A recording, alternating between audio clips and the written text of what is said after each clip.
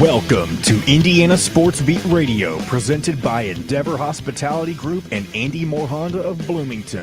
Looks over the middle, second guesses, fires, throws. Does he make the catch in the end zone? Yes! Touchdown! Oladipo to win it. Another one! He got it!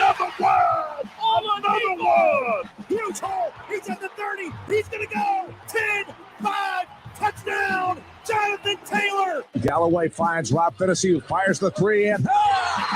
He hit it! Now, from the Golf Club at Eagle Point Studios, here's your host, Jim Coyle.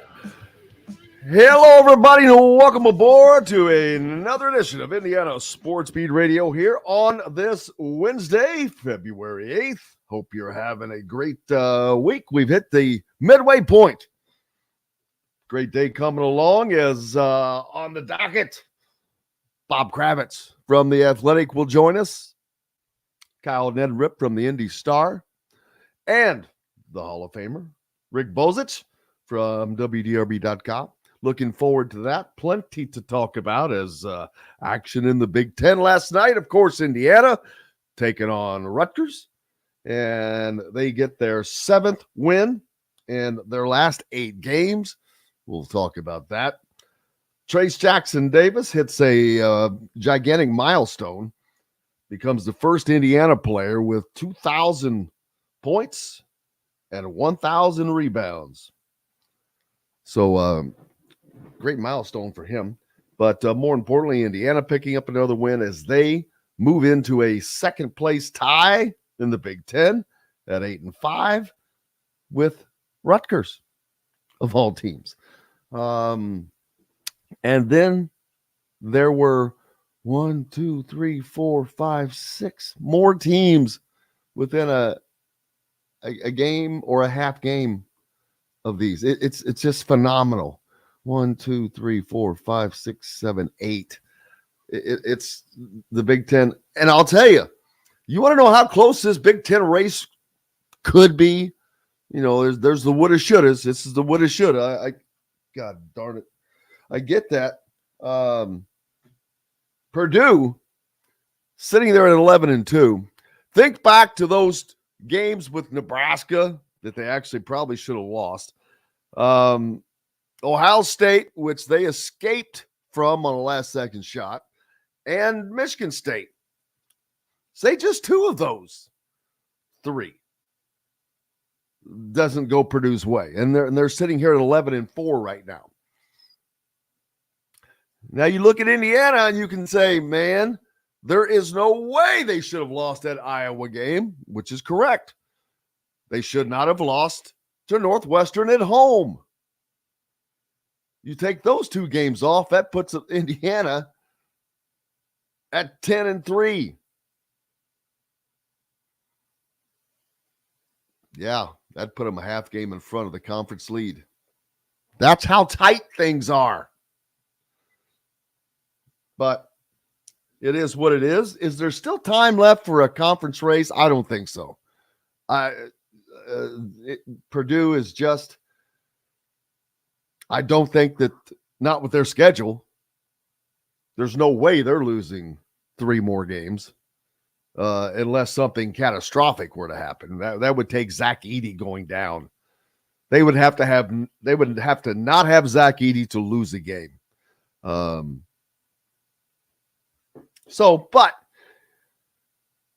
with that being said, Indiana now has a shot to finish at second in the Big Ten, which ain't a bad place to be, especially if you're winning, and they are, as they win their 7th and 8th games last night, as they continue to climb up the net rankings, which is very important, where currently I don't think that has changed because of just yesterday's game. Actually, it has. They alter it about every day, I guess. They are currently 20th. I think they were 22nd. So they move up another 2 spots. That would still be a 5 seed if we were looking at today's NCAA tournament. Not bad, but they can continue to rise. They have opportunities to picking up some more quad 1 wins is what Indiana needs to do. Hello to everybody on the Andy Moore Honda hotline. I don't want to get too deep into this and not forget our good friends from Andy Moore Honda. Our one of our presenting sponsors. Make sure you go to andymoorehonda.com for the best in new and used vehicles today. Also, Endeavor Hospitality's Wow Club and their wealth of restaurants, family of restaurants in and around the Bloomington area. Great places like BB's Market, where you'll find us each and every Friday doing the show live. BB's is your butcher or baker, no matter where you live, with a full-size bakery, custom meats, an insane amount of in-house made products that are incredible, and their meats are fantastic. So make sure you stop by BB's. Well, welcome aboard, everybody. Kevin, listening in from Jeffersonville. John is in Cincinnati. But it's not on WKR. We're not on WKRP in Cincinnati. Haha. You got to be old to get that joke. The Easton Assassin. Again, Fred, thank you for the gift yesterday. Appreciate you, my friend, for thinking of me. Howie. Bozich is on with us from Amman, Jordan. I hope good afternoon to you, I think, there. I'm not sure what time of day it is there. Yeah, the defense, that is something we're going to be talking about. Absolutely. Indiana's relentless defense is what wins them games here of late against good teams, against good, tough teams. They've beaten two really good teams back-to-back. They just beat the two best teams in the Big Ten Conference back-to-back, but they did it on toughness. Pure. It's kind of funny to say that because that's what was costing them games not too long ago. But that is not the case today. Miller Kopp, also a big focus. We'll talk about that as well. Andrew, how are you, sir? Yeah, we'll talk about the Mulcahy incident.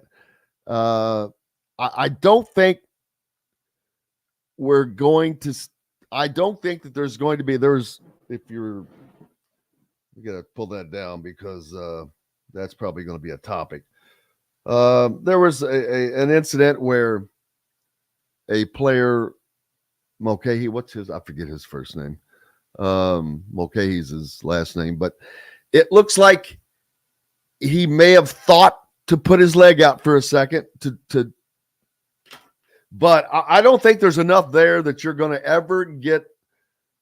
This is not, he didn't go full Grayson Allen. Grayson Allen committed to the trip. That's the one thing you got to give Grayson Allen. He didn't BS it. He tripped him. He would trip people. He committed to it. This was like, I better not. So I'm gonna give him the benefit of the doubt because there's not enough there. If this was the NFL and instant replay, there's not enough to overturn that call, in my opinion. But that'll be something for debate that we can talk about. It certainly is Hump Day. Doug, welcome aboard. I hope everybody is having a good week and ready for the weekend. More records falling, as Philip pointing out. LeBron passes Kareem Abdul-Jabbar and is now the all-time leading scorer in NBA history. That's a milestone there. Absolutely. Kenneth on board as well. Andrew says it was not a perfect game for Indiana. Too many turnovers and missed free throws, but a win over a ranked team like Rutgers is. See, I don't call them dirty. I call them tough. You know what, man? If you ain't cheating, you ain't trying. I'm sorry to say that, and a lot of people may not want to hear that, but I got news for you. When it comes to the nitty-gritty of sports, if you ain't cheating, you ain't trying. If you're not grabbing and pulling, you're not trying because everybody's doing it. You're doing it. Your team's doing it. You may not be doing it, but somebody is. You have to. It's part of the game. It's part of any game. It's just looking for that edge. Now, I'm not talking about tripping. I'm talking about stuff within the confines of the game. Like I said, grabbing, pulling, grabbing jerseys.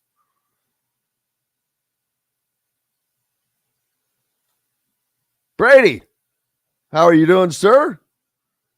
How are you? Oh, man, I bet you're at the John Mellencamp concert last night. I wonder, speaking of which, yeah, Mellencamp was in. John, did you get that picture I sent you? Of Mellencamp? Well, look on your Twitter. Oh, okay. Yeah, I'll take a look at that. What are we looking for here? What's the special occasion with John Mellencamp? Well, he was in concert in Bloomington the last 2 nights. Number one, but there was a photo with him, Terry Morin, and Mike Woodson. Oh, here we go. Yeah, give me a moment. I'll pull that up. Yeah, Mellencamp in concert in Bloomington the last 2 nights at the IU Auditorium, and I was talking to Terry Morin after the Inside Indiana basketball show Monday night, and she was like, I gotta go see John Mellencamp. And she did, and then Woody was there too. Didn't expect to see him there, but he was. Here we go. Representing the brand, Brady. Riding the brand, brother. Got those photos? Yeah, it's current. I thought uploading would take a little less time than it's actually taking, but it'll be ready in just a moment for those of you who are patiently waiting to see the lovely faces of John Mellencamp, Mike Woodson. Forrest thinks that Indiana can finish anywhere from 2nd to 8th or 9th. I guess he means in the Big Ten. Forrest, I completely disagree with you there. That would take a catastrophic crumble for them to do that, to lose.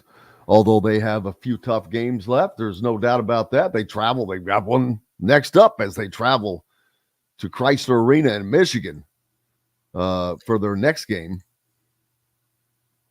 Here we go. Here's all Mellencamp for you. Oh, there you go. Yep. See, for those of you on radio, you obviously can't see this, but it's a photo of Terry Moore on the left, Mike Woodson on the right, and John Mellencamp in the middle there. You can see he was dressed up for the occasion in his crumpled white T-shirt and black sweatpants. But just kidding. But there you go. There's actually, and don't forget Terry Moore from Seymour, Indiana. So I'm sure that was pretty cool for her. I remember she talked about that. Hey, we got lots more coming up, and it's going to get good because Bob Kravitz with The Athletic is up next. Make sure you stick around. We're back with more Indiana Sports Beat Radio right after this. We'll be right back to the Golf Club at Eagle Point Studios for more Indiana Sports Beat Radio with Jim Coyle, presented by Endeavor Hospitality Group and Andy Moore Honda of Bloomington. Whether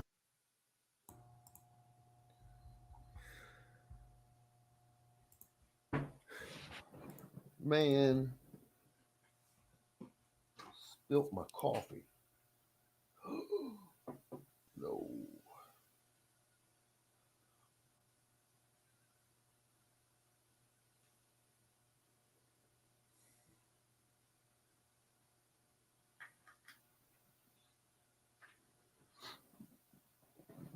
Okie dokie.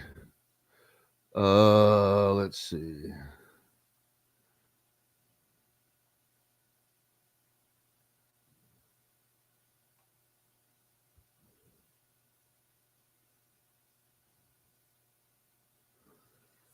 Hosan thinks they finished 4-3.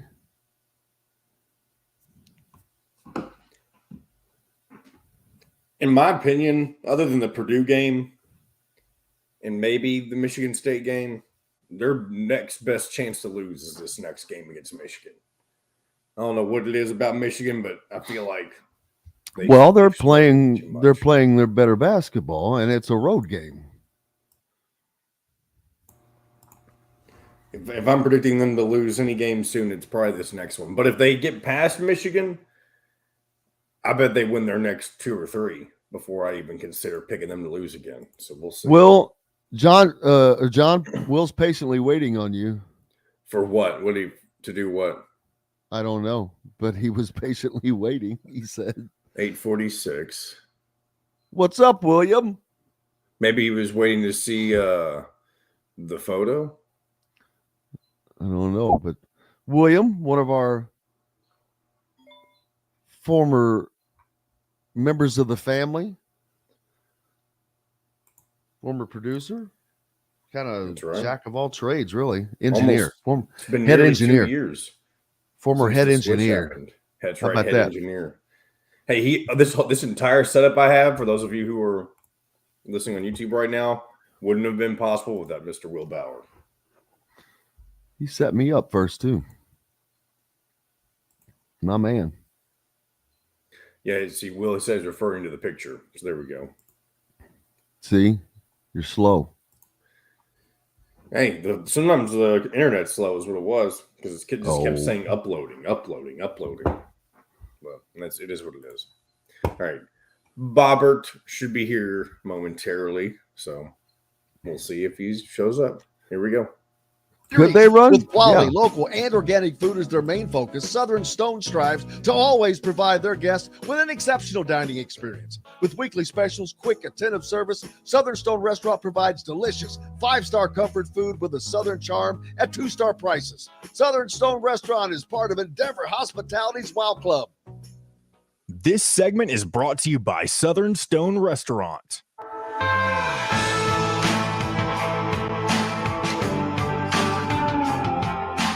Now back to the Golf Club at Eagle Point Studios for more Indiana Sports Beat Radio with Jim Coyle, presented by Endeavor Hospitality Group and Andy Moore Honda of Bloomington. Welcome back, Indiana Sports Beat Radio here on this Wednesday. It is February 8th. Hope you're having a good one. Made it to the halfway point. John throwing a little, sounds like some music from the Wild West.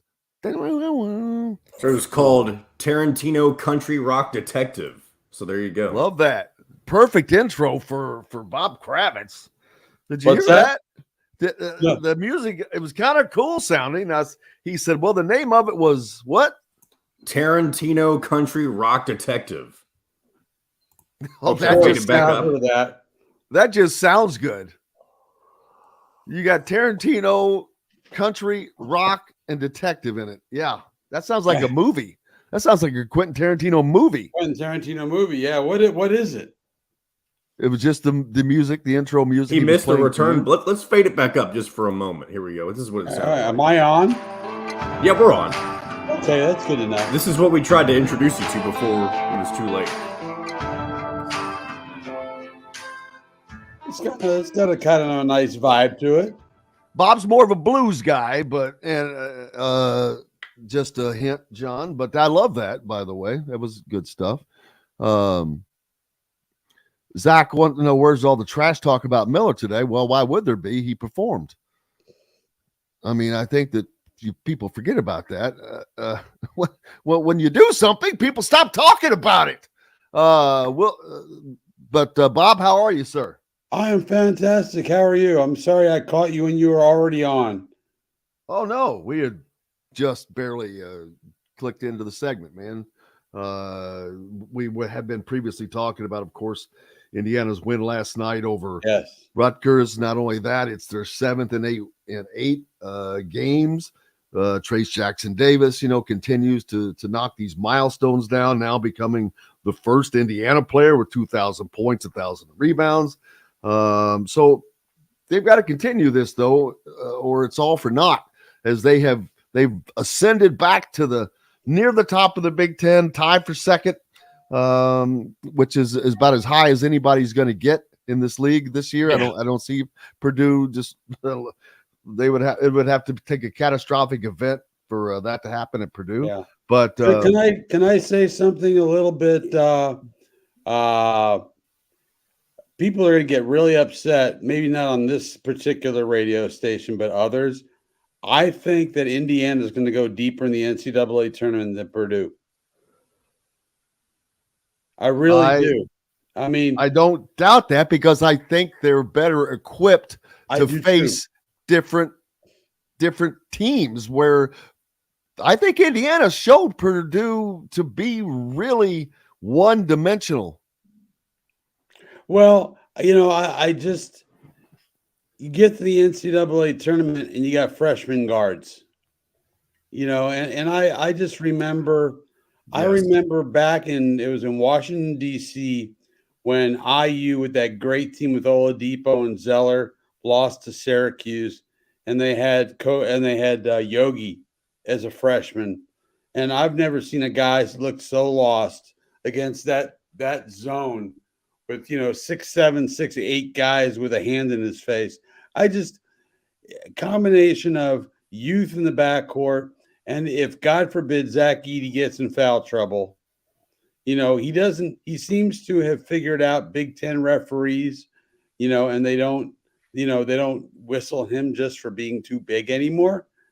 But when you get a neutral court with officials from the Pac-12 or whatever it might be a different story. So I think, excuse me, got something in my eye. I think that Purdue is going to go deeper in the NCAA that IU will go deeper than Purdue. Sorry. And I agree with you. Like I said, just because of what we saw, mainly from Jalen Hood-Schifino, he gives Indiana, he gives them something that Purdue definitely does not have. As a matter of fact, you can look at the stats. We talked about them.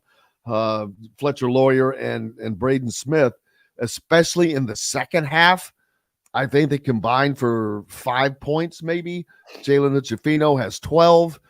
He has the great second half, not only scoring, but leading the offense. And Purdue's guys were just shut down. Well, that was the first time all year, Jim, that I thought their freshman guards looked a little bit like freshman guards. Because that's the first time they've gone into an atmosphere quite like that. And I thought they got rushed, they got sped up, and they did not play the kind of game that they've been playing. I mean, I think they're wonderful players. They're going to be great players for Purdue for a long time. And eventually there's a chance they may get Purdue to where they want to go. But I just don't see it this year. I may eat those words, but yeah, I'm used to it. Does Zach Edey come back for Purdue? That's the question. Well, he's the second round draft pick right now. And honestly, I don't see how he raises his stock unless he becomes more of a perimeter threat. I know it sounds like we're talking about Trace Jackson Davis here too, but the way this league is, if you're going to be, 20 years ago, Zach Edey's the first pick in the draft, or he's top 5. He's the Canadian Yao Ming. But in the way the game is played these days, I just don't see how he fits. I think he could be a nice bench player, a backup 5 and all that. But I don't know. I think he'll come out, but I don't think he'll do much better than a second round pick.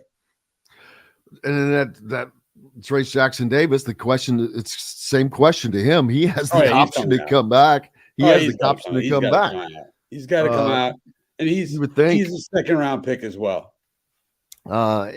Is he increasing his stock with his play of late, even though he is not doing some of the things that has still been talked about with the shot, whatever, but his play has become much more dominant. His motor, some of the other things that would have been a knock on him is his motor. Well, now he's been showing, okay, you have that. You can reach this level. I haven't seen that before. So he is showing some things that we really haven't seen.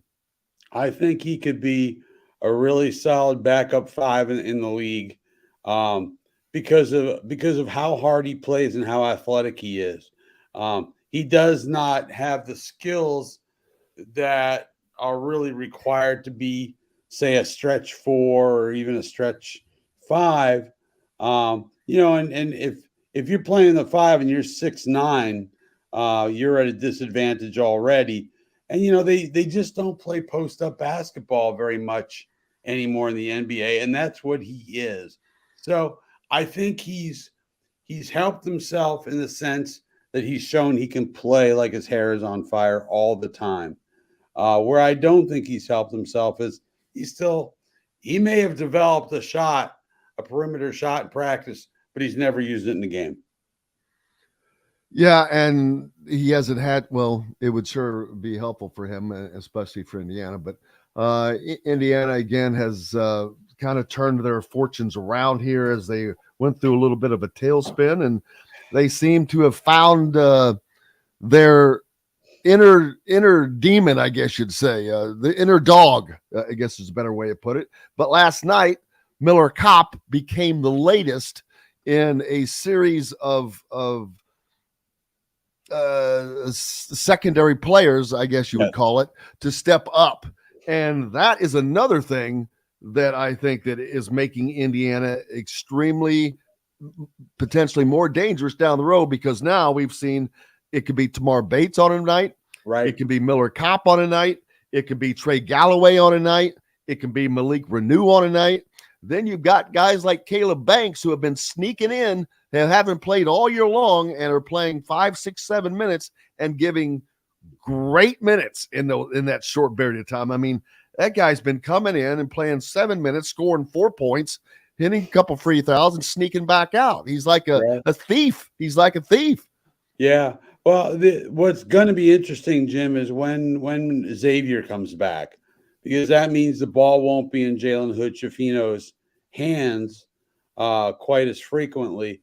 How does he's made a great transition to being the leading ball, the primary ball handler. And it took a few games, but and they had that short losing streak. But I mean, since his winning streak, he's been, except for that 1 for 14 mess in Maryland, he's been terrific. How do they look once Xavier Johnson comes back? That's going to be a big, big issue. I actually thought that was going to be what kept them from being able to beat a team like Purdue, not having Xavier to put the on-ball pressure on those freshman guards. But Indiana did it on their own. I've got to give Trey Galloway credit.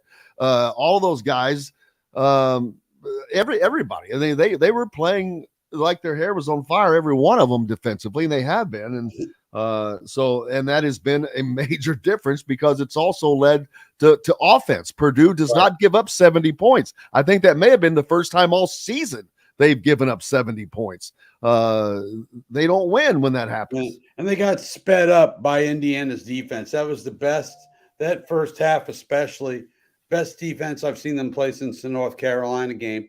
And the fact that Purdue turned the ball over, I think, 11 times in the first half. This is a team that averages 10.9 turnovers per game. So they got sped up. I thought they played a little frantic.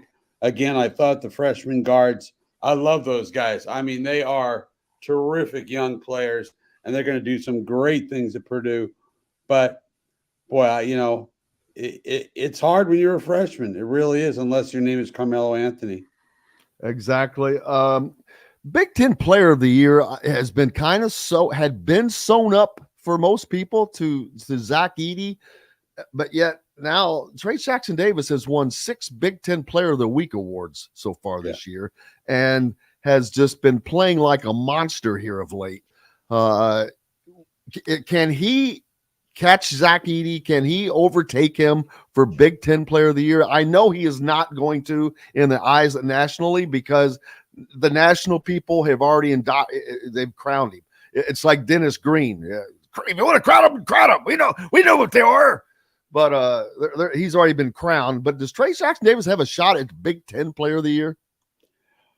It's hard to it's hard to justify him as the Big Ten Player of the Year when a guy from the Big Ten is the runaway leader for National Player of the Year. Yeah, I know.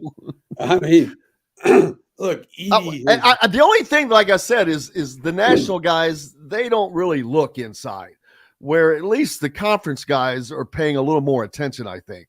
Well, I'm paying attention, and Zach Edey is the best player in the conference. That's my feeling. He outplayed. I mean, truth be told, he outplayed Trey Jackson Davis 30, in the 30, IU Purdue. 18 and a couple of blocks. That's not bad. And everybody knows the ball's going into him, and he still gets his points.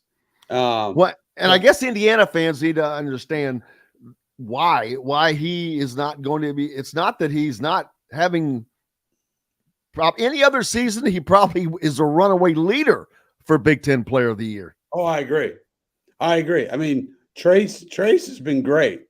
Unfortunately, I don't think that Trace has necessarily helped himself a lot in the eyes of NBA folks. The column I wrote off the game the other day, I talked with an NBA executive, and he still thinks both those guys, just because of the way the NBA plays its game these days, he didn't seem to think that either one of them was a high second-round draft pick, that they'll go in the second somewhere. But, the NBA is just a completely different game. Again, if Zach Edey came out 15 years ago, he's probably a top 5 pick. I agree. Let's see. Indiana takes on Michigan next, but that's 4 days away, so we'll wait to talk about that. You've got some other things you've been working on, especially with the Pacers. Is anything new with the laser incident, Ja Morant and his entourage, which just sounds scary in and of itself, having anybody from an entourage engaging with players from professional players. It's like, dude, get the hell out of here with that. Happen. And, it reminds me, because I'm old, it reminds me of the early days with Allen Iverson, that there was always concern about the people he surrounded himself with. He didn't get in quite as much trouble as Ja Morant, but it's a really frightening situation. And, and I don't blame the Pacers for being incredibly concerned for the safety of their people. If you think that a gun is being pointed at you by one of these knuckleheads, you're gonna say something to somebody, and it happened to be me and Sam Amick. So we're appreciative of that. Yeah, because I mean, there's just it's a crazy world that we've seen. Athletes are. You wonder why you don't have the access anymore. It's this kind of bull crap that prevents the average person from having the kind of access that they used to have. And it's a shame, because some of those guys enjoy the interaction, but this kind of stuff pushes people further inside, and I get it. Well, Ja Morant is complaining now that everybody paints the Grizzlies with this broad brush, that they're bad guys and they're not likable. And well, there are some very likable guys. There are a bunch of Indiana guys on that team who are terrific. But Ja Morant, for whatever reason, has surrounded himself with guys who do not have his best interest at heart. And I think he's going down a very destructive path. And you hope that nothing major comes out of any of this. I thought it was interesting that Ja Morant said the story was mostly false or partially false or whatever, which means it happened. It happened. The Pacers have no reason to pull this out of their, and create this storm of controversy. They were seriously afraid. It's one thing to yap at opposing players. They shouldn't be in the loading dock anyway, but that's one thing. But for a laser to be pointed at players, coaches, and support staff while they're waiting to leave on their bus, that's a whole nother story. And that's unacceptable. Yeah, because you don't think that they're just carrying a laser pointer. They're not doing a PowerPoint presentation. Love that. That's the best one yet. What's up next for you and the Pacers and your coverage of Indiana? You're everywhere, brother.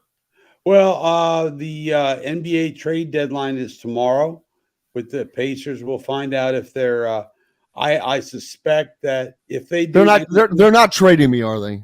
No, they're not trading you. They're not trading Miles Turner, but I think they're going to make some moves on the fringes. I don't think they're going to do anything significant now that Miles Turner is signed and he's here at least for another year. So I got that. I'm going to the NBA All-Star game in Salt Lake City next week. That'll be fun. Oh, yeah. I get to travel. That sounds like trouble. Bring me back some taffy from Salt Lake City. I'm kidding. I was like, you want me to bring home a Mormon? I mean, Salt Lake City. I was just trying to think of something. There's nothing to bring home from Salt Lake City that I can think of. A salt block, maybe. I don't know. I'll bring home a Mormon. A family. 8 wives. You bring back 8 wives. Stop. Not legal anymore. It is. That's right. It's not even for them. It's not. According to the law. Can I ask you this? Who wants 8 wives? Who wants more than one wife? Oh boy. I'm glad that mostly men on here so we don't get yelled at, because the great women listen here. Looking forward to that. And when are you back in Indiana again? I'm not sure. I have to look at the schedule, but I'll be back soon. And there's this other little developing story with the Indianapolis Colts. I believe they'll have a coach here in the next couple of days. It may be after the Super Bowl if it's Shane Steichen, but we're going to find out relatively soon here the identity of the new coach for the Indianapolis Colts. So that's the guy from he's the coordinator for Yeah. Do you think that's the favorite? I think so. I think the fact that is he one of the there was only 2 offensive coordinators I noticed that were in that final, and I can't remember. Yeah, him and Brian Callahan from I was like, are they going to go defense or offense here? Because mostly they had defensive coordinators in their final group of. Well, they had a little bit of both. I think they're going to go with one of those 2 offensive guys, because we've already been told that the finalists want Gus Bradley to stay on as defensive coordinator. So that suggests to me, anyway, that the guy that they're going to select is an offensive guy. And I think that's probably the best, because you're starting over with a rookie quarterback, whoever that might be. And you want kind of a state-of-the-art offensive young guy who can, develop quarterbacks the way these guys have done in the past, whether it's Jalen Hurts with Steichen or with the other guy, Callahan with Joe Burrow. So I think one of those 2 guys is most likely. I would have liked Callahan just so we could have Callahan t-shirts. They could have had Callahan Breaks as their sponsor. Okay. From Tommy Boy. Oh, I had no idea what the hell you were talking about. Yeah, that was the company they owned, Callahan Breaks. Is that right? Okay. Yeah. Oh, yeah. You have to watch it. It's funny. I can't believe Jeff Saturday was listed as one of the 7 final candidates. I mean, they already embarrassed themselves with what they've done. Why go through this charade as if there was even the slightest chance, unless the world came to an end and you and him were the last 2 and Jim Irsay were the last 3 people on earth, does Jeff Saturday have a chance to be the head coach? Right. Now, I think that was a nod to Jim Irsay. Like, all right, we'll give your guy a second chance. We'll give him. We're not going to embarrass you by eliminating we'll give you a second interview. I think it's just for show. I would be just blown away if they went with Jeff Saturday. I just don't see blown away. I think people would say that would piss some people off. Yeah, that would piss people off.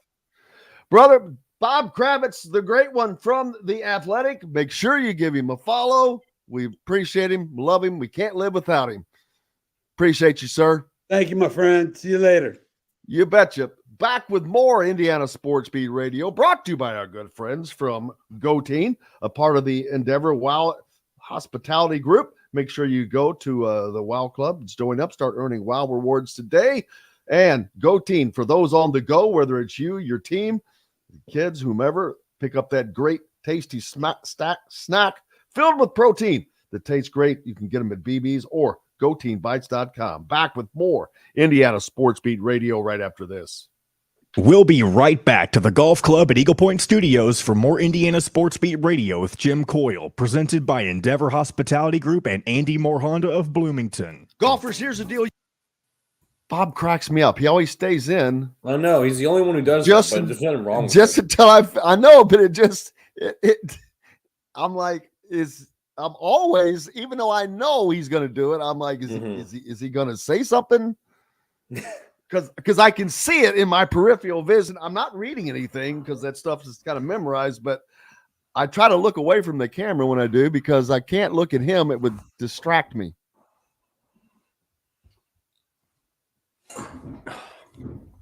It would distract me. Yep. Excuse me.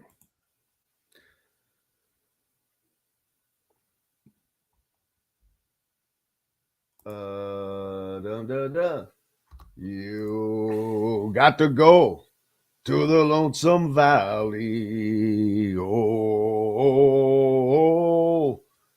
So I'm assuming, like, we headline this: Bob Kravitz says Indiana will outlast Purdue in March Madness. That's what you're getting at, correct? No, I would use his exact quote. Well, is that what he said? I thought that's what he said. I'll go back and listen to it later. But I think he says, I think Indiana either goes further or will go further in the NCAA. Well, that's the same thing. Yeah. But when you're quoting, it has to be exact. And I would rather it be an exact quote and in quotations because it's short, because you can. Most of the time, a lot of times you can't use a quote because it's too long. Okay. But this one's easy because it's boom and it's bold. And you can put quotations on it. And by putting quotations on it, that takes the opinion out of it and it makes it more it's more of an attention getter. It's psychological. People, you're getting a education. It makes you like, what? Who said what? Instead of, oh yeah, whatever. An opinion does not get your attention or your ire as much as a quote. You know what I'm saying? Because an opinion is, it's just but when it's a quote, they're like, oh, well, he said what? Oh yeah, let me see about that. You got to go to the Lonesome Valley. Oh. You know where that song's from? No. You got to go to the Lonesome Valley. Stupid worms in my head. Can't get it out.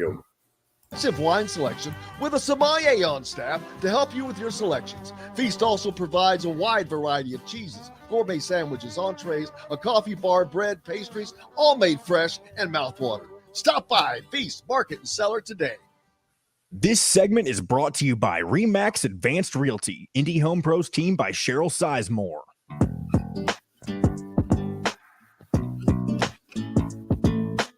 Now back to the Golf Club at Eagle Point Studios for more Indiana Sports Beat Radio with Jim Coyle, presented by Endeavor Hospitality Group and Andy Moore Honda of Bloomington. Welcome back. Indiana Sports Beat Radio here on this Wednesday, February 8th. Thanks a lot for joining us. We appreciate you as always. Brought to you by our good friends from Remax Realty in Indianapolis. If you're in that Indianapolis market looking for a home, you need Cheryl Sizemore and her 2 decades of experience. It could be the difference between you getting the home you want or not. Reach out to Cheryl at indyhomepros.com and she will get you taken care of. Big IU fan and supporter as well. Thank you very much. Always fun with Bob Kravitz.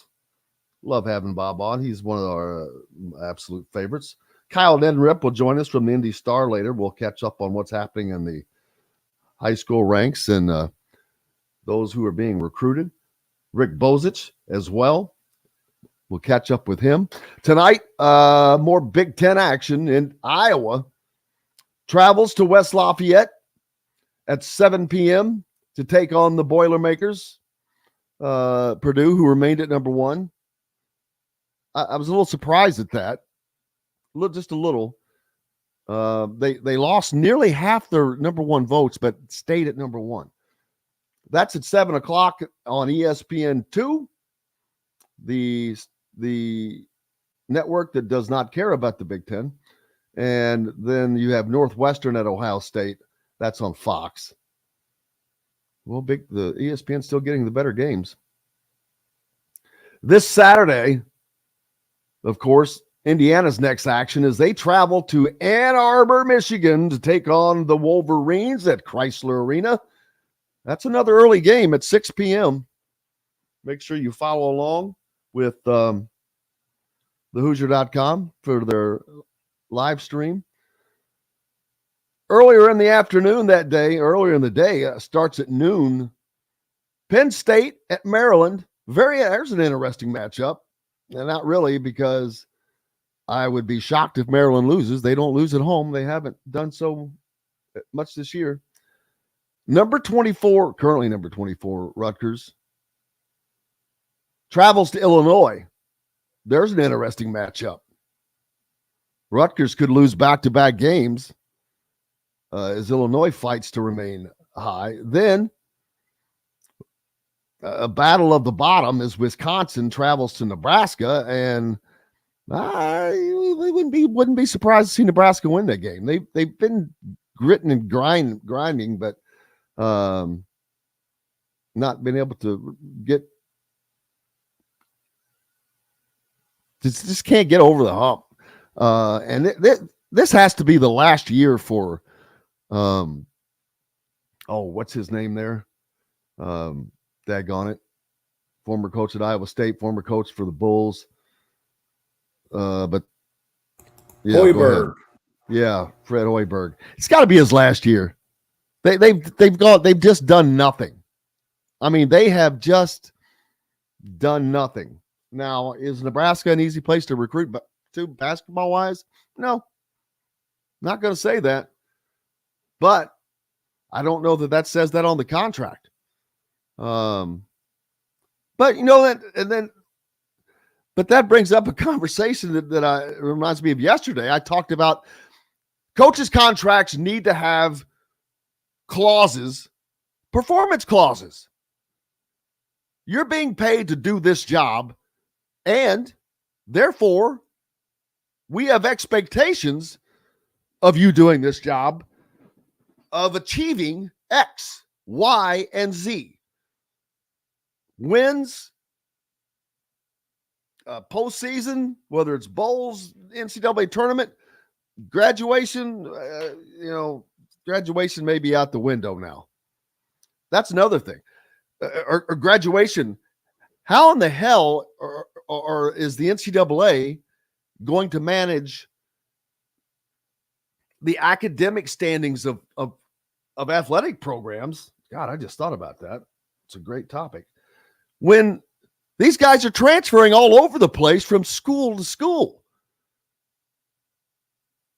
Think about the teams that are built and based on portal transfers. How in the hell do you keep that straight? That's a great topic that I just thought of. That's going to be wild to see. What does the NCAA do with that? Hey, Cheryl Sizemore. There she is. Speaking of which, there you go. Make sure you reach out to her. Cheryl at IndyHomePros.com.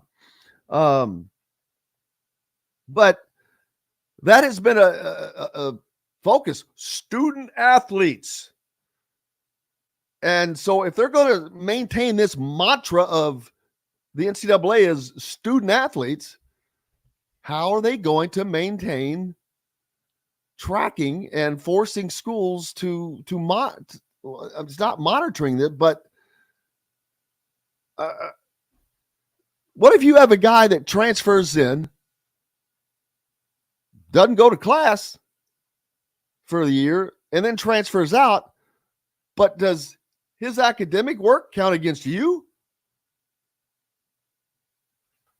That's something I'm going to be curious to talk to some people about. Some people much smarter than me, obviously.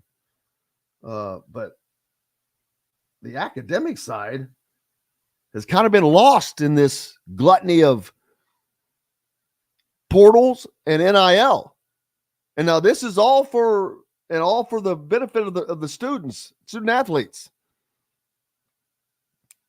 Well, the NCAA, first of all, Mark, you have to understand, who is the NCAA? Do you know who the NCAA is?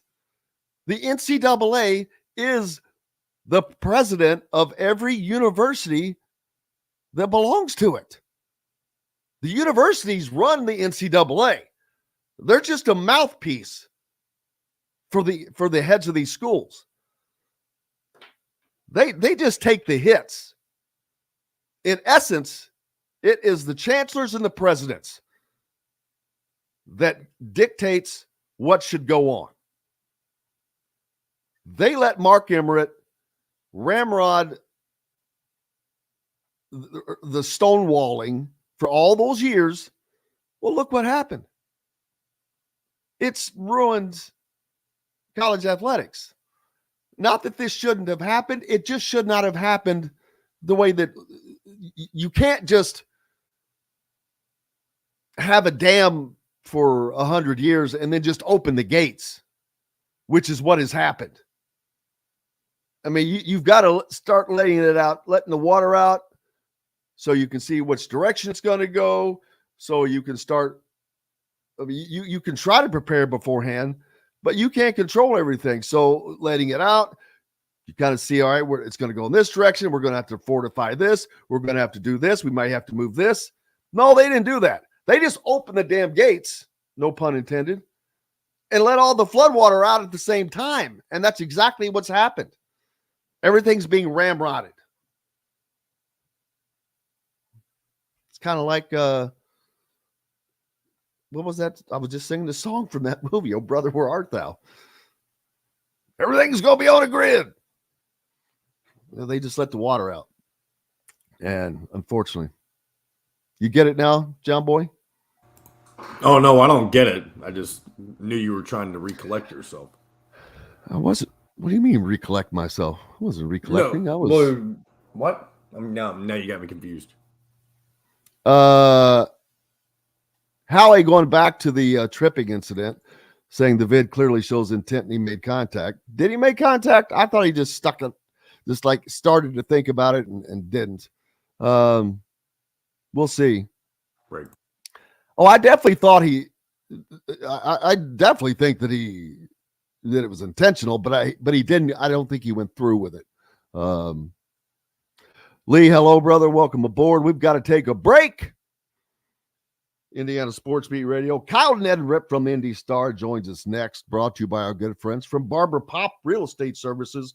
For those of you down in the Louisville, Southern Indiana, Floyd, Clark, Harrison, Scott, Washington, Jefferson County areas, they have served those communities for 3 decades. No one can get you in the home better, quicker, and less expensive than Barbara Pop. Reach out to her, Barbara at barbarapop.com, or our friend Matt Lincoln, Matt at barbarapop.com. Back with more and Kyle Neddenriep after this. We'll be right back to the golf club at Eagle Point Studios for more Indiana Sports Beat Radio with Jim Coyle, presented by Endeavor Hospitality Group and Andy Moore Honda of Bloomington. Andy Moore Honda. All right. I don't think either of those are more feasible.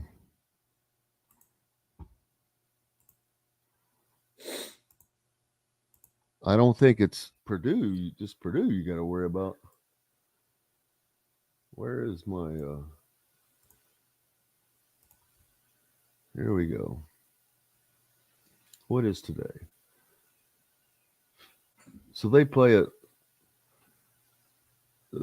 at Michigan's. All right. So they've only got 7 games remaining.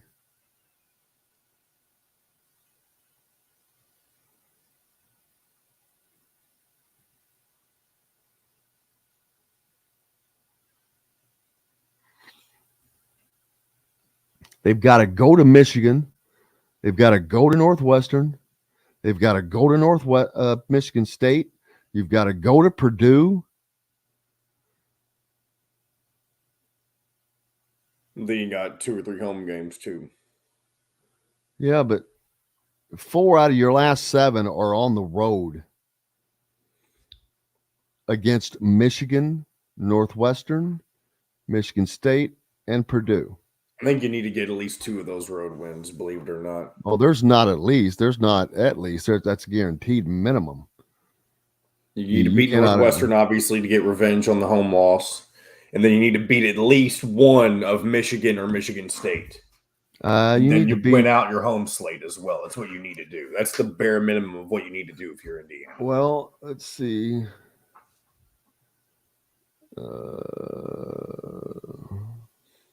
Because your home slate also includes getting revenge on Iowa. Well, you want to beat Michigan State rather than Michigan if you had to pick, because of course they have the better. I don't know where Michigan is. I don't know. Michigan would be the worst loss, though. That's the other thing, because Michigan's, what are they? They have 10 losses already? Well, they're 70th in the net. Oh, okay. Versus 45 for Michigan State. So you go to Michigan State and beat them, that's a quad 1 win.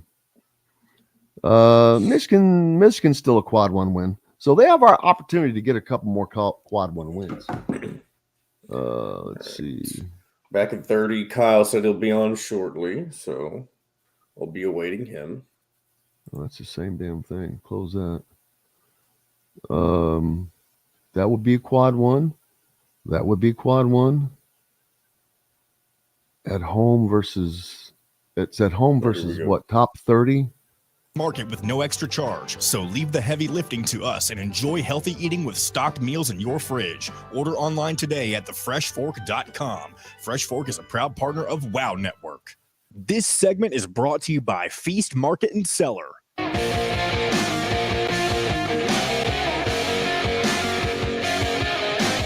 Now back to the Golf Club at Eagle Point Studios for more Indiana Sports Beat Radio with Jim Coyle, presented by Endeavor Hospitality Group and Andy Moore Honda of Bloomington. Welcome back, Indiana Sports Beat Radio coming to you here on this Wednesday. Jim Coyle with you as always. Already had fun with some Bob Kravitz, waiting for Kyle Neddenriep from the Indy Star to join us. Just looking over Indiana's remaining schedule, as they've not done well with Q1 wins, but now they're 4-6. So they have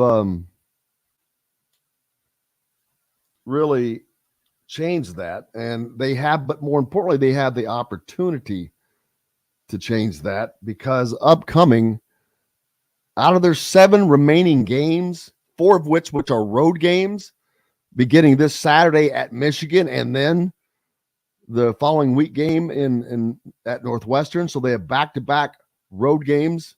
As a matter of fact, 4 out of their next 5 are on the road. So you want to talk about testing your toughness? Here it comes. 4 out of your next 5 Big Ten games are going to be on the road. This is going to test you. You go to Michigan and you play a team that's capable of beating you, period. End of story. But if they win that game, they'd be better off.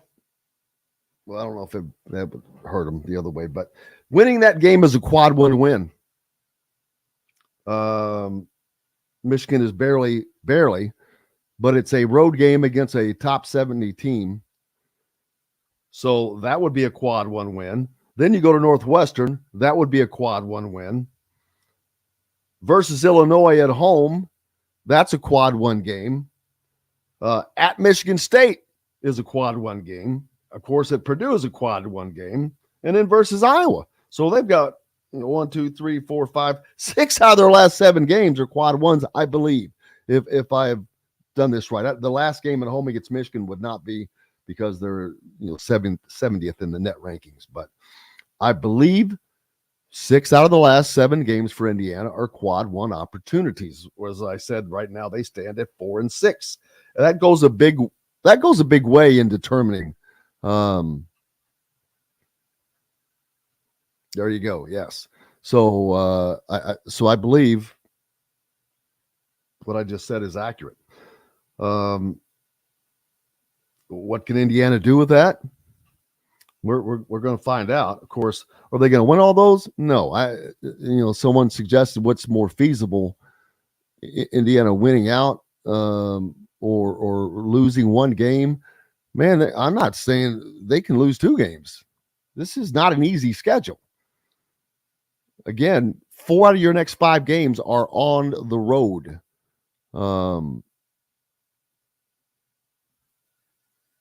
I think that they need to go beat Michigan, and they need to go beat Northwestern to get that win back that they gave up. You've got to beat Illinois at home. At Michigan State, they're the better team, but that's a very, very tough place to play. I'm not sure that they'll get that win, but if they did, that would be 4 consecutive. Not only would that be 4 consecutive wins, that would be 11 out of 12, and that would add 4 more quad 1 wins, and that would make them 8-6 in the quad 1. And let's say they lose at Purdue, 8-7, and then you got Iowa at home. You're 9-7. 9-7, and if they finish 9-7 in Q1 games, they're going to be fine. The AP ranking doesn't mean jack squat. It's all about the net rankings. And speaking of net rankings, Kyle Neddenriep's all over it. How are you doing today, brother? Good, Jim. How are you? I cannot complain. Just enjoying another day of it not being sub-zero weather. Anytime that is the case in January or February, I am extraordinarily happy. Looks like good dog walking weather, so I'm going to try to take mine out here later. What's your dog's name, man? Your dog has been so awesome that we never even knew. I've got like a list because virtually every one of our guests has a dog, and we know their names, and they usually introduce themselves on the air. Dustin the Piric's dog, definitely, if you ever do anything with him, his dog would definitely introduce herself on the air. But she's very good. She waits until the very end, till a very good question comes up, and she wants to chime in. I think every once in a while I have to reach over when I'm downstairs and I'm on with you. Sometimes I have to reach over and let him out the door because he'll anytime I'm talking, he seems to want to go outside when I'm down there. But his name's Thor. He's a mix breed, but he's a good dog. He's smart. What kind of dog? Oh, what kind of mix you think? He's like a poodle and one of those doodle dogs. Yeah. Is this one you picked out? Oh, a golden doodle. Big dog, kind of a bigger dog? No, he's like 45 pounds. He's a runt, I think. Was it rescue? No, we bought him. He doesn't shed, so that's a thing that that's the most important thing in the history of the world for pet owners for me. Yeah, we had a rescue probably when I was still in college. My wife and I were still in college, and then we had him for like 13 years, and he was a good dog, but he shed. I mean, he was black and he shed all over. He died probably 9 years ago. We still find hair like underneath the stuff, and but yeah, so he, and we had a black lab too who was kind of the same way, but those two together, man, there was hair everywhere. Well, that's never any good. How's it going in high school? I know that things are starting to head towards an end. The girls their tournaments is that already started? Yeah, they had the sectional last week and going into regional this week. I helped cover some.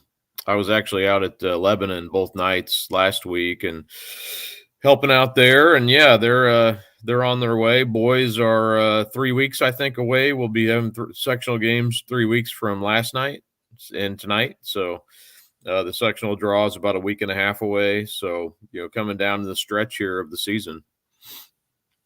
Looking through some of the performances by some of the Indiana boy players, Jack Benner, of course, has been playing extraordinarily well. Another Purdue recruit. Indiana, again, there's not a kid on this list that Indiana is recruiting. Ironically, they're still a year away from having, kind of breaking into that Indiana recruiting style. But Benter has been doing it for Brownstown Central.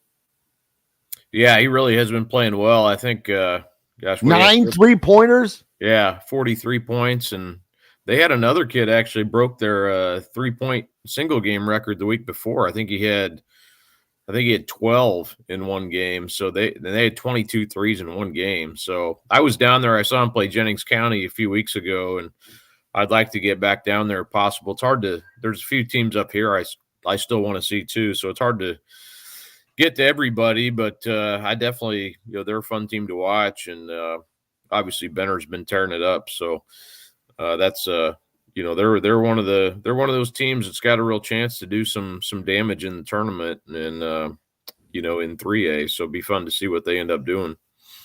Well, you look at a guy like Jack Benter. Who's the better shooter right now, Jack Benter, Braden Smith, or Fletcher Lawyer? Yeah, I mean that's a good question. I mean, and I think you throw Cannon Catchings, who's another Purdue recruit from playing at Brownsburg, and he's 40% plus from three. He's probably the biggest.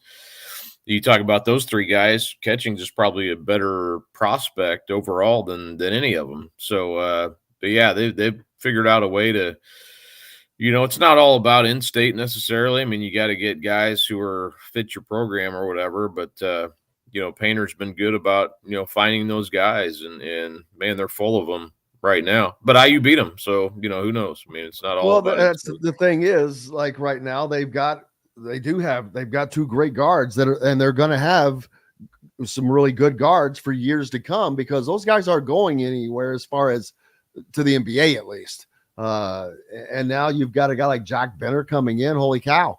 They're from a shooting standpoint, they're going to be good once those guys get some more time behind them. I think the Indiana game showed what happens to freshmen, what can happen to freshmen at the next level, because Indiana just smothered them with pressure and forced them into turnovers and held those guys in check. Yeah, they did. And I didn't get a chance. I was covering stuff that day. I listened to most of it, but watched probably maybe 10 minutes of it. But yeah, that's what it sounded like. I mean, and yeah, you're right. I mean, they are fresh as well as they played all season and probably better than anyone expected. They are still freshmen, and they're guys who, I almost wonder if Painter's probably like, in the recruiting process, like, hey, let's go after guys who are going to probably be college players for an extended period of time, and it's hard to judge that or know that probably exactly, but because you do see it with mid-major programs that if they're able to keep those guys, it's harder in the transfer portal era, obviously, but some of those teams that get old together are teams that are, they end up being teams in March Madness where we're like, man, that's, that team, well, we may not talk about them a lot during the season, but, they're a team that is gelled together over time. And, that's sort of what Purdue, that philosophy, I think, is somewhat valid even at the Big Ten level. So, Braden and Fletcher, I mean, they had an opportunity to cover those guys a lot in high school and, was always very impressed with the both of them. You never know how it translates. I don't think many people expected Braden especially to come in and do what he's done this year. I think Fletcher, yeah, I mean, you knew what he would kind of be. You knew how it would translate. Braden, you didn't know, defensively and, and he's a very good athlete. I think people didn't know that about him. He was even at the high school level, but his size is, you just didn't know for sure because of his size and, just how, tough the Big Ten is. But that kid is built different. I knew that, and I think people who were around him knew that, but he's the ultimate chip on his shoulder type of guy, and that's what he's brought to that Purdue program. Yeah, it's just the challenge is, and for any team is having the guys win together when you need them to be. Like Purdue does not have the experienced guards right now, and if they don't have Zach Edey next year, then that's going to be, and it's the same, with Indiana, it doesn't matter who you're talking about. It's just getting that balance at the same time. It's one of the reasons I don't think that I don't think that Purdue can win a national championship with this team here. And I'm not saying Indiana can either, but Purdue is the team that everybody thinks. I don't think they can win a national championship because of having freshman guards, because that once you get to that second round, those third games, man, there are guys out there that are just wicked. You look at a guy like Jalen Hood-Schifino, who he's a freshman, but he's a level above. Well, there's guys that are above him. I mean, there's guys, Xavier Johnson, Indiana didn't even have. And I'm wondering what it would have been like if he would have been out there to put that pressure on those guys. And it would have been probably even potentially a more successful night for Indiana defensively. Yeah, and I mean, guards are going to win, once you get to March. I mean, that's just the way it is, and you look at Miami last year with what they were able to do, and their guard play, and just that's what happens. That's a lot of those mid-major teams are guard led, and those kind of teams have given Purdue trouble in the past. That are athletic teams that are guard led. So that's yet to be seen. I think for Purdue, I think if you can get to a Final Four, and they almost did it the year Virginia beat them, that classic game that they it's just right there, but getting to a Final Four, I think, would be like winning a national championship. It probably is for any program other than a handful, but I think to me, that would be the goal, this year, and it's easier said than done, obviously, and it's all about matchups. But if you could get to a Final Four, I think that's about what that's about the level of the pinnacle, and then everything from that point, just you roll the dice that weekend and see what happens. Flory Badunga was in attendance for the Indiana and Purdue game. I think that's the third Indiana game he's attended this year, which, while he's not one that it's hard to tell, but you think that his best chances are to go to elsewhere because of outside influence, but who knows? He can, if he continues to go and Indiana continues to have that kind of success, and seeing what is happening with Trace Jackson Davis, who just became the first Indiana player ever to have 2,000 points and 1,000 rebounds. Flory Badunga is that type of player, but I think he's better if you go back to the same stage. I think he has more raw talent and more ability and a much higher ceiling. Yeah, I mean, it's hard to compare the two. Trace is just different. Trace is a more skilled player. He was at this level that they're both at. I'd say that definitely. But Flory has an upside, like you said, that is different. He's a better athlete. And I think Trace would agree with that. If he's being honest, but but they're different players. And Trace, you can't, it's just he's become a lot better player overall. He's just, all of his accomplishments speak to what he's done. Flory, I think it's still to be seen, and he's ranked very highly for a reason. I love how far he's come as a player. Everything he does is right around the rim, which that's what he's supposed to do, So, he's not probably going to be asked to go out and shoot 15-footers a lot. Now, I think his footwork and his moves around the basket have improved a lot, and he's certainly a rim protector type of player that Trace is not to a certain extent. So they're different players, but yeah, I would say, all of this with NIL is interesting to me. And I wouldn't count out anybody, with Flory. I don't, the outside influence stuff, I think, is overblown a little bit. And, I think he's going to end up going where he wants to go.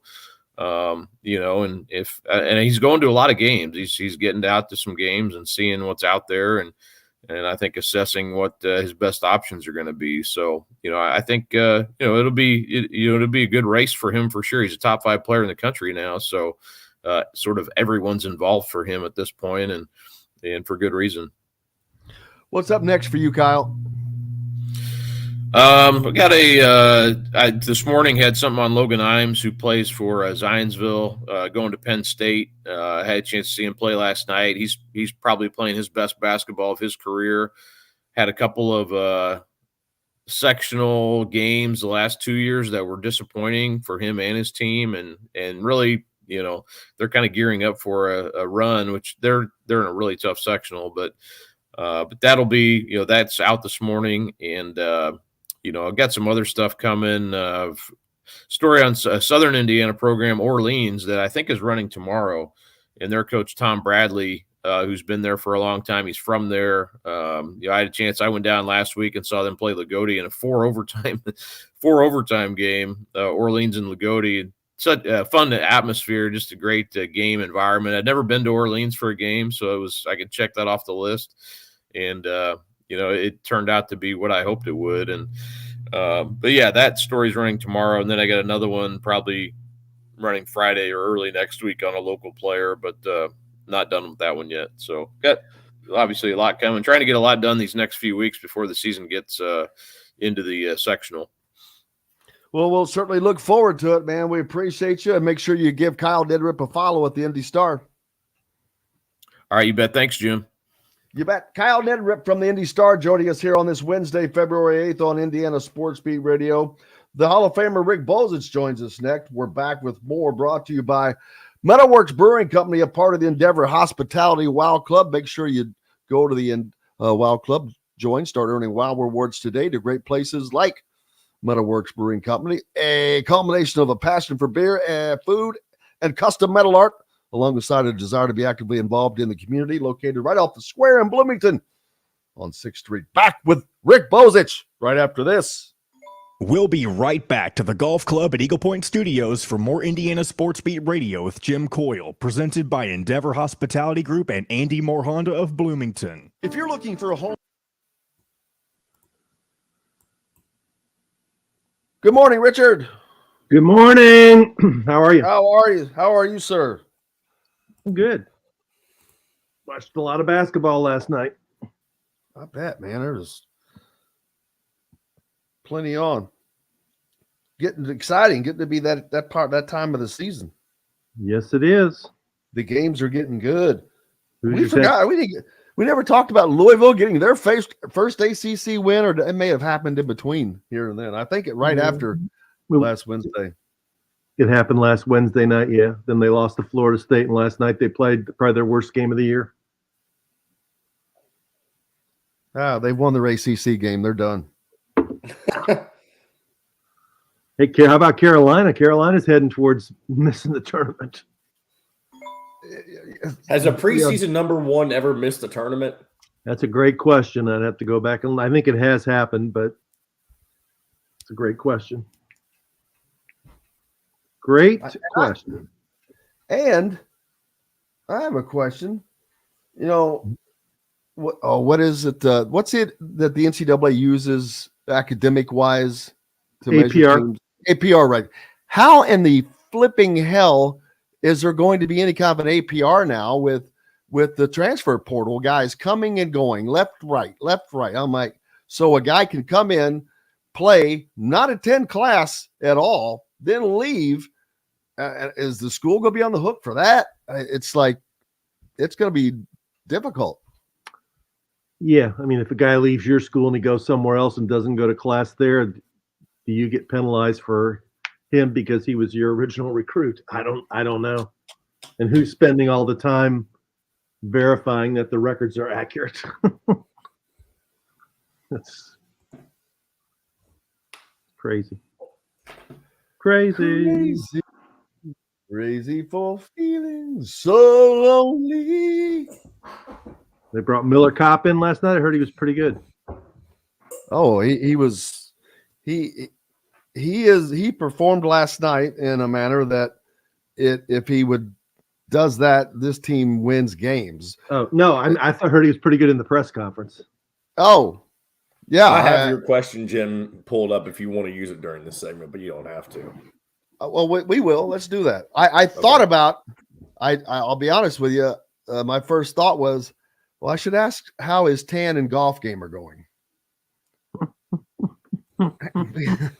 Because it seemed like it took a while to come around. Restaurants, come taste with Dr. Hobbs's Brewing, Metalworks Brewing Company. Bring your passion and your thirst.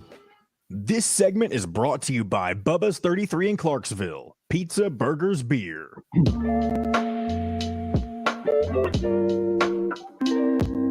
Now back to the Golf Club at Eagle Point Studios for more Indiana Sports Beat Radio with Jim Coyle, presented by Endeavor Hospitality Group and Andy Moore Honda of Bloomington. Welcome back, Indiana Sports Beat Radio. Jim Coyle with you here on this Wednesday, February 8th. Joined now by Rick Bozich from WDRB.com. The great one. Rick, how are you doing, sir? I'm good, man. You got some Hall of Fame reach yourself. When I was in Assembly Hall last Saturday, had a bunch of people from across the state coming up saying thanks for coming on your show. And we got an email from a guy who lives was visiting the Philippines, said he was watching the show over there and heading back to be in Phoenix with his son, but he was an avid viewer of the show. So you got some reach, man. Appreciate them. Yeah, we're very fortunate. We love every one of our listeners, our fans everywhere. 40, the last count, it was like 42 states, 22 countries on 5 continents. It's crazy. And you know what? They're playing right. It's because of you. It's because of people like you. That is why we have great guests on Agnew. That's why I make sure that we have great guests like yourself, Bob Kravitz, Don Fisher, all of you guys. That is the trick, baby. That's the secret formula. Having great ones like you. But thank you very much. And that's awesome. Always awesome to hear. Indiana is on a roll right now. Rick, they've won 7 of 8. They've been vanquishing some streaks, beating Purdue 2 years in a row now at home, knock them off as the number 1 team for the first time ever. Just beat Rutgers for the first time since 1966, I think. And so they're playing, and not only are they playing well, Trace Jackson Davis is playing at a high level consistently, game in, game out, and Indiana is getting help from somebody different every game. Last night it was Miller Kopp who really stepped up. 18 points, 6 of 9 shooting. He put up 6 shots from behind the 3-point line. He hit 4 of them, was 2 or 3 at the free throw line. Just getting after it in 35 minutes. So that's people I say I've been hard on him. Well, I have been, because you'd see all of those minutes and no numbers across those lines. And I don't care if he hits it or not, but you got to take the shots when you're that kind of a shooter, when you have that kind of ability, and he did. But great night for Miller Kopp. And again, Trace Jackson Davis, 28 of 14. But he was only 4 of 8 at the free throw line. That's wasn't too good. 18 rebounds, though. 20 and 18, not a bad night. I don't know if you've gone back and watched the replay, but to me, the most interesting stat they threw out, I believe this is right, that he's the first player in college basketball since Tim Duncan to be averaging 19 points, more than 10 rebounds, 3 blocks, and 3 assists a game. So anytime you're in the same sentence with Tim Duncan, you're doing something right. And I know that Zach Edey is a really good player. He's going to win the National Player of the Year. I think we're all pretty sure of that. But if you objectively step back and look at what Trace Jackson Davis has done for Indiana, he deserves to be in the conversation, because the way he's played over the last, 6 weeks, I don't know anybody's playing any better than that, because he does everything. He does everything. I think I saw a stat for 2023.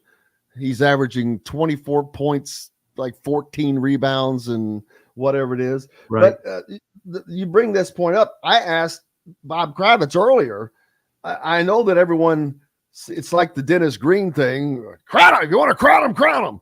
It's everyone's already crowned Zach Edey. They have. I get that. And he's not doing anything to hurt himself. He's plodding along at a very consistent rate. Well, he had a great game against Indiana, actually a great second half. But when you look at the stats you just pointed out and the things he's doing, this is the second time he did something recently that hadn't been done in 25 years. When you have a player that's doing things that has not been done in this length of a time, why is it that he is not getting more national traction? But does he have a shot at Big Ten Player of the Year? That's a great question. I'd say probably not, because Purdue's probably going to win the league, and if your team wins the league, you're going to get it. Purdue's been ranked, number 1 or number 2 for a long, long, long time. They've been in the national spotlight longer. Indiana had that streak there where they didn't play very well as a team and lost those games, and that knocked Trace Jackson Davis down. Plus, he missed a few games with the back issues, and but I think if you watch both these guys play, it's hard to separate them. You could argue for either one. And I'm not a Zach Edey basher or a Purdue basher. I voted Purdue again, number 1 this week. Zach Edey, when I watched him play against Indiana on Saturday, I was very impressed with how much he's improved over 3 years, and the way, which is overlooked, he can score with either hand. He's good, and I mean, he just goes up over people because of his length and slams things down, and he's got great touch. I mean, those shots that he makes are close in. They're not all dunks, though. They're 4 or 5 feet away and contested, and he still makes them. So he's good. But Jackson Davis has things like, man, I'll take that guy instead because of his quickness. I'll take that guy because of the way he runs the floor. I'll take that guy because of the way he can pass the ball. So, they're both really good players. Defense. Let it play out. He's a shot blocking machine. Yeah, Indiana has to play at Purdue, so it'll be another head-to-head matchup. The voting will be in before the Big Ten tournament, and Edey's going to win. I think the national people have already set the narrative, really. Oh, absolutely. I mean, the national people who probably haven't seen them both play in person, more than 1 or 2 times, have set the narrative. But Jackson Davis is doing things that, we're not going to see a guy do stuff like this at Indiana again, because somebody capable of doing the things that he's doing is not going to stay around for 4 years, most likely. The funny thing is, he could come back for another season at Indiana and obliterate every record that there has ever been. I don't think that happens. But hey, you never know. The season is getting more and more fun. The Big Ten is a log jam. Street fight, man. It is a gun and knife fight, and buddy, if you bring a knife, you're screwed. The standings are crazy. I don't remember seeing them just this logged up.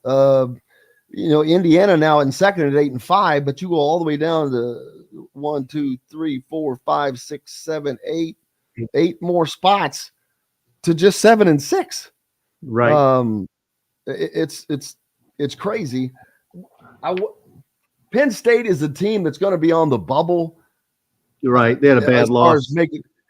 And I think they might be the only team that could end up with a losing.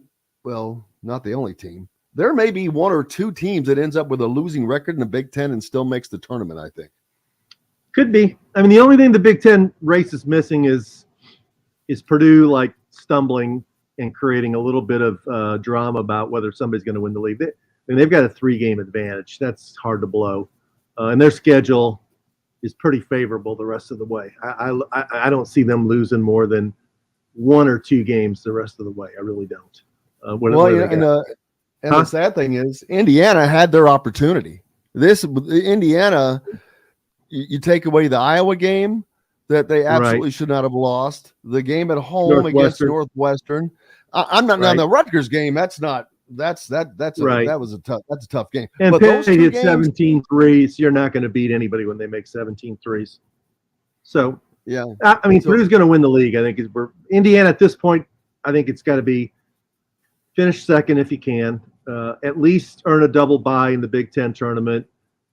Stay healthy and try and get the best seed you can for the NCAA tournament, and figure out a way to integrate and smooth out the rough edges of the lineup when Xavier Johnson comes back. And maybe I'll put one more thing on the list, figure out the best way to handle the power forward position, because Race Thompson had some good moments, but he's not playing at the highest efficiency. Malik Renew's doing better, but you got to wonder about him sometimes on defense.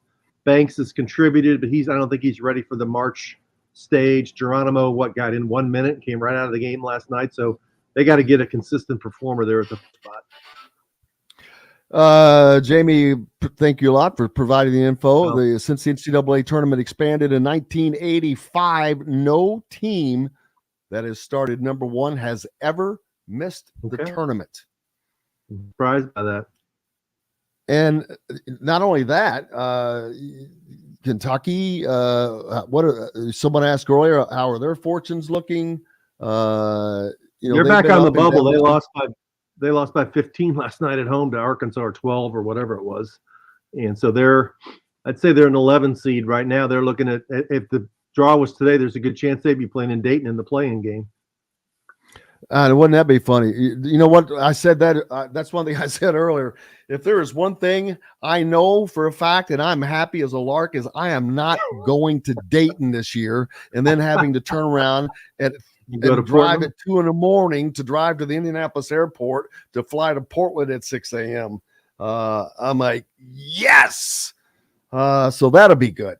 The best case for Indiana would be if they could put in. I don't even know where all the first round sites are, but if they could be put in a regional where they play the second weekend in Louisville, that would be which would make sense for the NCAA. They need to start doing things to make more sense instead of back in the day. How many games did we watch with empty arenas? It was ridiculous. Right. And sad, to be honest with you. It's sad because how many people would love to go to those games? I agree. I mean, I've been to a lot of NCAA tournament games in different places like Jacksonville or different places where people don't really care about basketball, where there's a lot of empty seats. So, they need to – plus it makes more sense in terms of by the end of the year, a lot of these guys are tired, man. They've traveled and they played all these games. I mean, don't make the travel any harder on them. Figure out a way to make it as geographically friendly as they can for fans, financially, and for the players. What's the environment like in Lexington? The fans, they've been up and down this year. They've been going to Texas. Oh, he's great again. It's frustration. Last night they showed the game was close. I think it was a 1-point game, 3-point game at halftime against Arkansas. And Arkansas turned Kentucky over 3 of the first 4 possessions in the second half and kind of created separation, and they led the entire second half, and they stretched it out to double figures. And with about around the final media timeout, they actually showed on ESPN people rushing out of the building because it was a 9:00 game. And then you even saw people walking behind the bench in the last 4 minutes, leaving the building. They were bad. And then after the game, they were upset with Don Calipari because, let's remember, last year Oscar Tshiebwe was not only the National Player of the Year, he was the consensus National Player of the Year. He won every award. And he came back this year, and he's just, I don't know whether it's because he had knee surgery or he's not as motivated as he was or he doesn't have the supporting cast around him, but he's not a first-team All-American even this year. He might not even be an All-SEC first-team player. And last night he had 7 points. And he played 18 minutes in the second half, and Kentucky fans were calling out Calipari because a guy by the name of Damian Collins had scored 7 points in the first half in Oscar's spot, and they were mad that he didn't play more and Oscar didn't play less. So that's where they're at. They're down on their coach, and they're down on the returning National Player of the Year. Yeah, Arkansas had 8 dunks, 20 fast break points, shot nearly 63%. That doesn't sound like a lot of defense there. No, there was no defense. Arkansas is a very talented athletic team. The reason they were preseason top 10 haven't performed to that level because they've had a lot of injuries, but they're a very scary team, and Musselman's a good coach. And they won the game convincingly. And now Kentucky faces back-to-back road games against Georgia, which is not very good, and Mississippi State, which is dangerous. And, every game's going to be critical for Kentucky going forward because with that loss to South Carolina, which I believe is a quad 4 loss, and they've only got one quad 1 win. They've got work to do on their resume moving forward for sure. Indiana now finishes the season with their last 7 games, I think. Or the next 5 on the road. 5 on the road, yeah, exactly. And not only that, one of those are at none of them are easy. Listed them earlier, but one of the fortunate things about that, though, Rick, is Indiana is getting a lot of opportunities to pick up some quad 1 wins, which they need right now at 4-6. I think 6 out of the 7 games are quad 1 games, except for the Michigan game at home at the end. Everything else should be a quad 1. They go to Michigan this Saturday in a game that you kind of need to win because they're 70th in the net rankings, and I don't think that's who you want to lose to. Yeah, I mean, Michigan's playing. I'd say they're out right now, so they're probably playing to get back in. We all remember they beat Indiana last year in a somewhat similar. Last year it was immediately after the Purdue game. Now this year Indiana's coming off 2 back-to-back emotional wins, and they got to go on the road and play Michigan. And the last time they played, that was the game that Michigan was way ahead, and Indiana rallied and beat them in the Big Ten tournament. So I'm sure Michigan Hunter Dickinson will remember that. So it's a good opportunity. Then they got to go to Northwestern after that, which is they're a danger. They've beaten Indiana, but they've beaten some other pretty good teams this year too. And Northwestern, I think, is in the tournament at this point, right? Yeah, they're kind of scary because I think they're sliding down in the. Where are they in the Big Ten? In the quit. No, they're good. They're solid. They're 16-7. They're right there with Indiana, 7-5, 1.5 paying back. So yeah, they're fine. They're 10-4 at home, 5-2 on the road. I don't know what all their quad wins are still, but they've got to be pretty solidly in. That's a tough matchup though for Indiana because it seems like Chase Audige always plays well against Indiana, and Boo Buie has played well against Indiana. They're a guard-oriented team. And that's a team Indiana's had some trouble with over the last couple. Then they lost up there last year. That was the suspension game, right? They lost to them at home this year. That seems like forever ago. Yeah. But that's Northwestern, I'm sure, has confidence that it can beat Indiana. And I'd say the one thing in Indiana's favor going up there and playing is they usually have a good crowd. A lot of IU fans usually get in that building because they got a lot of alums in Chicago. So, they need to win. We're on the air of Chicago, WJOB. People, all of our friends there. So need to win. They need to win one of these 2. Then they come home a tough home game against Illinois. That's the home game in between before then it's at Purdue and at Michigan State, right? I mean, it's a gauntlet moving forward. I think I don't know who had it. I've read so much stuff. But I think I read that Indiana has the second toughest schedule remaining in the Big Ten. So, I would imagine that it almost has to be just looking at because of the road games. Right. I know Purdue's schedule is pretty easy. They have a nice schedule, but so if Indiana just wins 2 of those, there's 5 there. So they need to win 3 out of the 5, I think, and then you add Iowa. 4 out of 5 out of 7. I think they need to win 5 out of those 7 games. That would mean they only lose 1 road game. That would be tough. Have them 12-8 in the league. Is that what it'd be? No, 13-7. Yeah. Yeah, I mean that should be enough to get you the double bye, which Oh well, there'd be no question because there would have to be teams climb up over them. The one good thing is they're not playing Rutgers, who is right there with them again. They do play. No, they play Illinois one more time at home. Yeah. So that's a home game. So that's one of the teams that they're battling for the double. And Northwestern is one of those teams that they're battling for a Big Ten or a double bye. Who's up there? You look at their schedule though. Purdue's first, right? They're going to play them twice. Rutgers and Indiana tied for second. They're going to play them twice.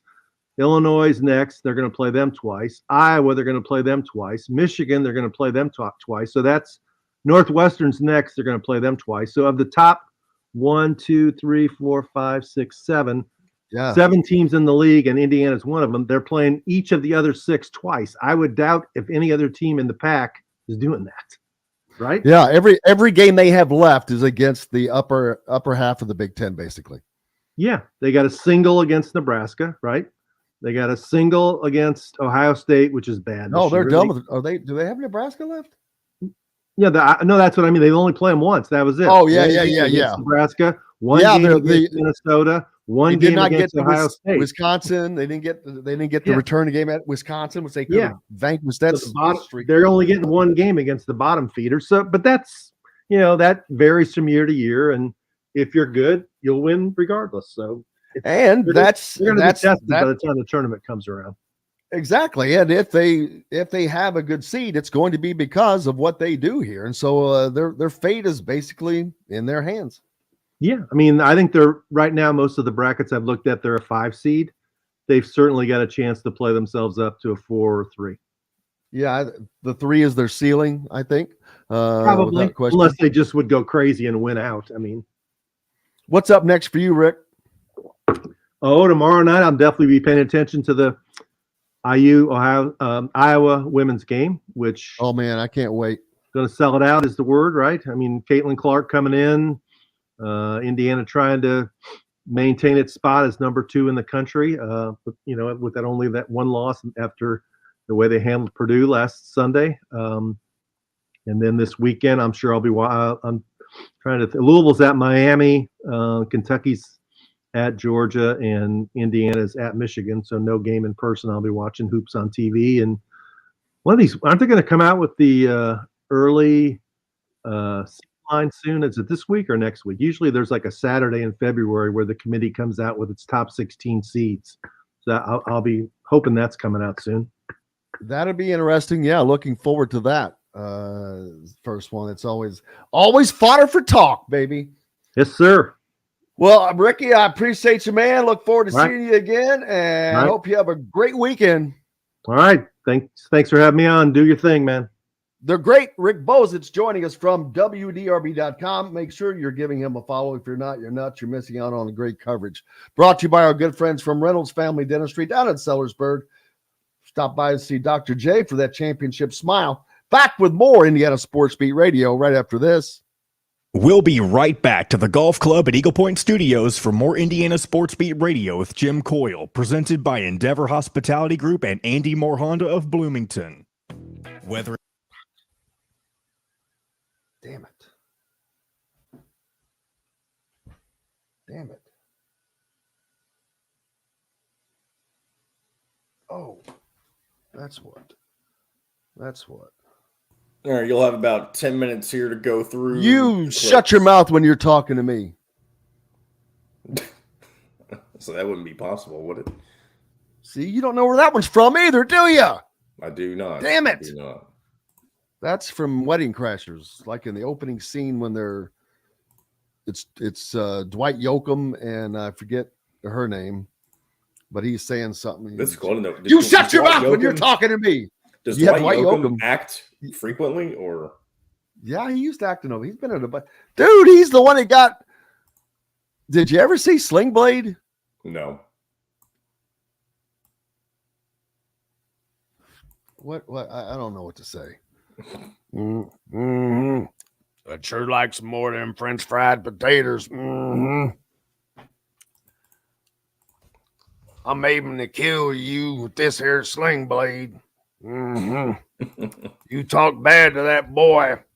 You ought to leave him alone. You ought not do that. If you knew how good that was, that's pretty good, but it hurts my throat. Wow. Howie's weeping for the future. Living the day, brother. There you go. Hit that like button, people. We love you. Especially love everyone that tells other people, like telling Rick. That's awesome. I love to hear that. I know, that's pretty cool. That was awesome. I'm glad he shared that.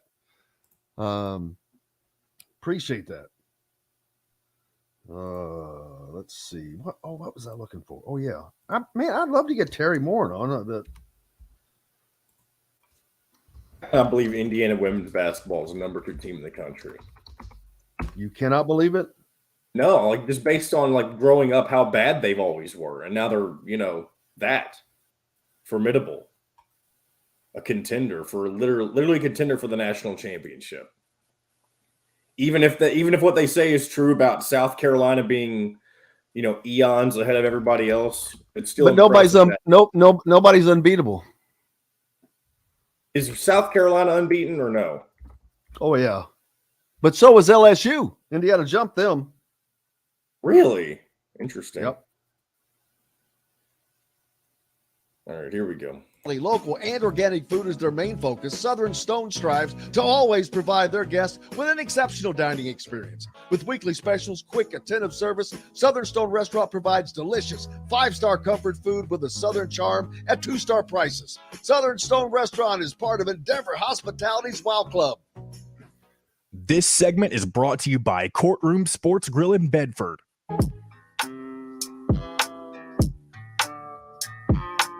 Now back to the Golf Club at Eagle Point Studios for more Indiana Sports Beat Radio with Jim Coyle, presented by Endeavor Hospitality Group and Andy Moore Honda of Bloomington. Welcome back, Indiana Sports Beat Radio here on this Wednesday. It's February 8th. I hope you're having a great day. We've made it halfway through the week. It's hump day, and it's all downhill from here, people. Wow, what a great fun day this has been. Tomorrow, as Rick pointed out, the number 2 team in the country in the women's basketball, the Indiana Hoosiers, are set to take on the Iowa Hawkeyes. And Iowa is, I don't care what they're ranked, they're a top 5 team. Caitlin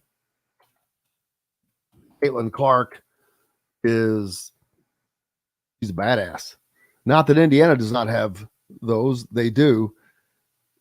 Caitlin Clark is more of a one-woman wrecking machine. But you've got to have more than that to have as good a team as Iowa does. And they do. But she is, well, she's fun to watch, as is the Indiana team. But this is without question the biggest, most important basketball game in the history of the Indiana women's program. There's just no question. And it's a 4 p.m. game. When is this? February 26th? Wait a minute, that's the wrong thing. 6:30 tomorrow night. But this is a top 5 matchup, people. And I mean, this is truly a top 5. This was not the paper top 5 matchup with Ohio State, who ended up being kind of a paper number 2.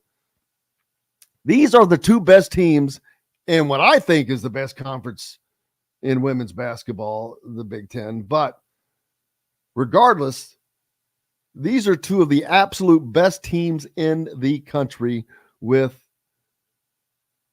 multiple of the best players in the country.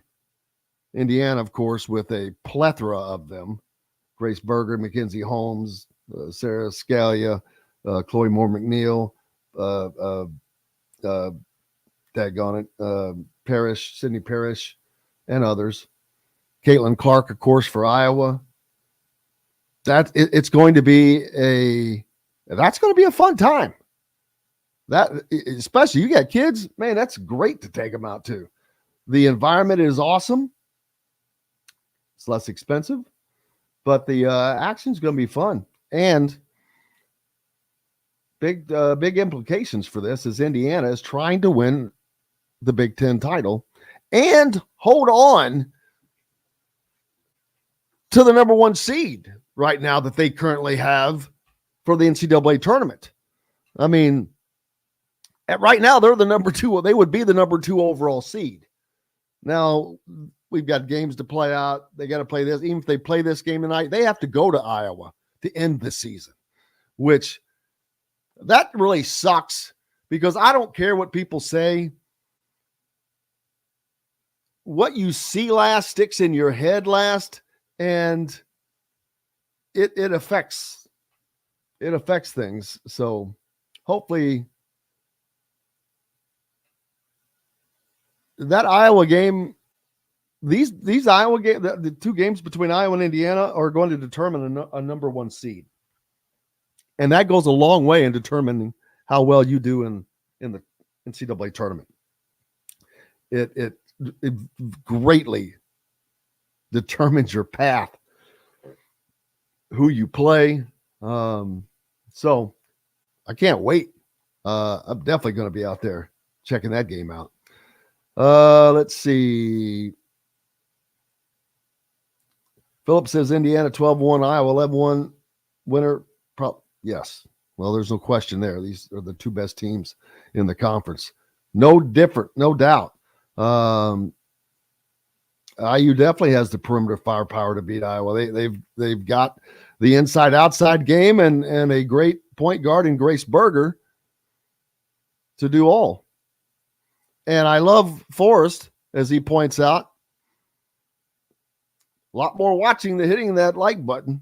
Smash that thing, peeps. Smash, like and subscribe. Like and subscribe. Like and subscribe. And don't forget to give me a follow on Twitter at Jim Coyle, ISB. I saw John Boy change his to at Alden on the air. Well, I had people telling me at the other job that I go to in the afternoons that I needed a more fitting Twitter handle. See? Well, what did it say? When did JTP? It was just J_Alden97. Oh, it should have been JTP. Well, then that just limits it to this show, though. I'm involved with more than one show, and they don't call me JTP on other shows. Well, maybe they should call you JTP. I know. I tried to get it to stick, but it didn't work.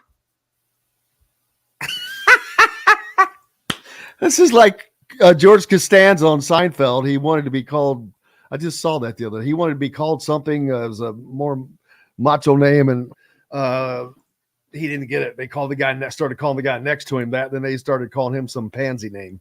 Well, see, JTP worked naturally here somehow. Well, it works naturally everywhere. You don't have to be. You produce there. Yeah, but it doesn't matter if you're always doing. I don't do the same thing in my job.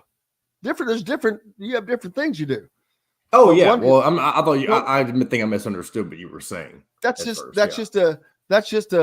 I'm known as the company man on my afternoon show. I'm sure you are. The company man. It's because the show's called Coffee and Company. There we go. Look at that. Didn't take long. Look at these guys. T-Bone. George wanted to be George wanted to be T-Bone. Oh, this is a movie reference that I'm not understanding. Seinfeld, dude. Seinfeld. Keep up. TV show. Seinfeld. Show reference, excuse me. Not a TV show. Seinfeld. Seinfeld's a TV show. I know, but it's yes. Yeah, he wanted to be called T-Bone, and a guy next to him got it, and they ended up calling him something stupid. Jamie Howie says right up there with TJD and JHS. Oh, there you go. Yeah, that's what we need. We need one more 3-letter acronym. That's it. I got to be honest with you. I'll be honest with you, people. I sure get tired of typing out all of these hyphenated names. Yes, in these Lord. In these tweets. It sucks. I mean, every stinking. All right, but I'm like, all right, whatever. And I'd rather use the letters only, but version, yeah. Some people may not know who that is, and I, most of us in the media, we stay away from using any like official handle. We don't like tag them in Twitter references. You don't tag players. The only time I ever tag a player is if it's something for them specifically or something like that. But that's something for fans to do. That's actually not for fans to do. It's something fans do that they should not do. But yeah, there's that. So yeah, there's that. Great fun show today, man. As always, we did not hear our we probably don't have time for our clips, do we? No, we got about a minute and a half. We can do it tomorrow. So tomorrow, which is great, we're going to hear from Mike Woodson, his thoughts on the win. We will hear from Jalen Jafino, I believe, and Trace Miller Jackson Kopp, Davis. Trace Miller Jackson Kopp, that's Davis. right.